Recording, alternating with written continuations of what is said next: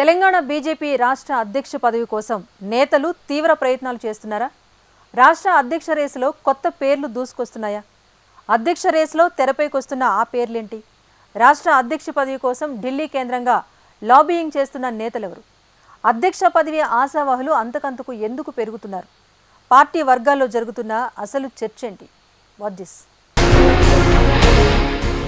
BJP రాష్ట్ర అధ్యక్ష పదవి కోసం పార్టీలో తీవ్ర పోటీ నెలకొంది. పార్టీ అధ్యక్ష పదవి తమకంటే తమకే కావాలంటూ ఎవరి ప్రయత్నాలు వాళ్లు ముమ్మరం చేశారట.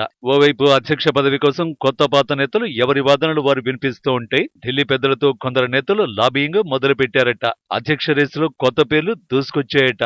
దీంతో పార్టీ ప్రెసిడెంట్ పోస్టు ఎవరికి దక్కుతుందనే ఉత్కంఠ పార్టీ వర్గాల్లో నెలకొంది.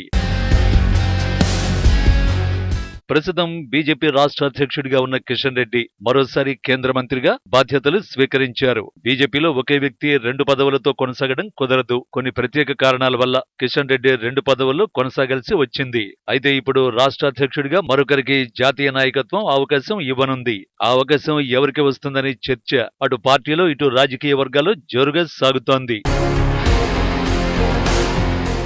ఈటెల రాజేందర్, డీకే అరుణ, ధర్మపురి అరవింద్, రఘునందన్ రావుతో పాటు మరికొందరి పేర్లు వినిపిస్తున్న వేళ పార్టీలో మరో చర్చ కూడా మొదలైందట. పాతవారికి ప్రాధాన్యతనివ్వాలని కొందరు డిమాండ్ చేస్తున్నారట. మేము సైతం అంటూ కొందరు మొదటించి పార్టీలో ఉన్న నేతలు ముందుకొస్తున్నారట. పార్టీలో వివిధ పదవుల్లో రాష్ట్ర ప్రధాన కార్యదర్శులు, ఉపాధ్యక్షులుగా, మోర్చా అధ్యక్షులుగా పనిచేసిన నేతలు తమకు అవకాశం ఇవ్వాలని కోరుతున్నారట. మాజీ ఎమ్మెల్సీ రామచంద్రరావు పార్టీ పెద్దలను కలిసి తనకు అవకాశం ఇవ్వాలని జాతీయ పెద్దల్ని కోరినట్టు పార్టీ వర్గాల్లో చర్చ జరుగుతోంది. మొదటించి పార్టీలో ఉన్నాను, పార్టీ సిద్ధాంతాలకు కట్టుబడి పనిచేసే నాయకుడిని అంటూ ఆయన సీరియస్ గా తీవ్ర ప్రయత్నాలు చేసుకుంటున్నారని సమాచారం.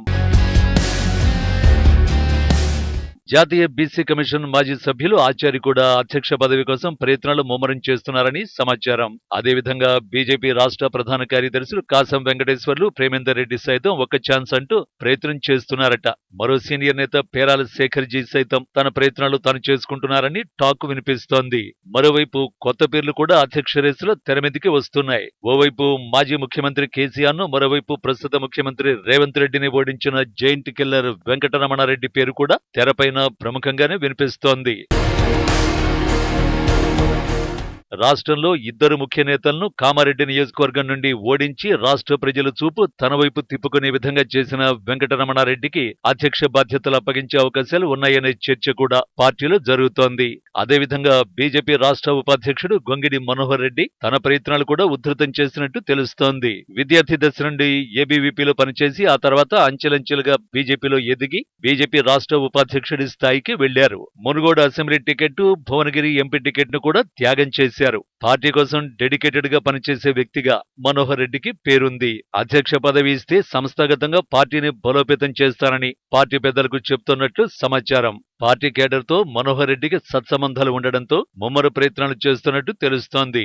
అంతేకాకుండా రెడ్డి సామాజిక వర్గం నుండి ఖైరతాబాద్ మాజీ ఎమ్మెల్యే చింతల రామచంద్రారెడ్డి కూడా పార్టీ పెద్దలతో తనకొక అవకాశం ఇవ్వాలని కోరుతున్నట్టు తెలుస్తోంది. ఇక గోలి మధుసూదన్ రెడ్డి మొదటి నుంచి పార్టీలో ఉన్న వ్యక్తి. తాను కూడా అధ్యక్ష పదవి ఆశిస్తున్నట్టు సమాచారం. మరోవైపు గతంలో ఓ వెలుగు వెలిగిన నేత మురళీధర్ రావు ఇప్పుడు అధ్యక్షుడి రేసులో ఆయన పేరు కూడా ప్రముఖంగానే వినిపిస్తోంది. గతంలో జాతీయ ప్రధాన కార్యదర్శిగా పనిచేశారు. మల్కాజ్గిరి ఎంపీ టికెట్ ఆశించారు, కానీ టికెట్ ఆయనకు దక్కలేదు. ప్రస్తుతం మధ్యప్రదేశ్ పార్టీ ఇన్ఛార్జిగా సేవలందిస్తున్నారు.